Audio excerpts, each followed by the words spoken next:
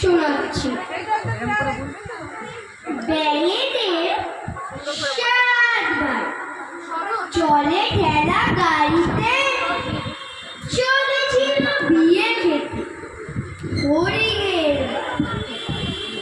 বুড়ো ব্যাঙ ঠেলে গাড়ি থপ থপ পাইতে, মোটা মোটা ধুট পড়া লাল কোট গায়ে, বিয়ে বাড়ি টিকে দেখে বাড়ি মতো বাইরে।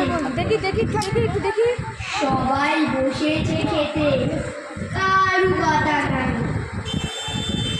বর বউ পালিয়েছে গাছপালা দেখিয়ে, একবার হাঁস শুধু হাসে পেট পেটিয়ে নমস্কার।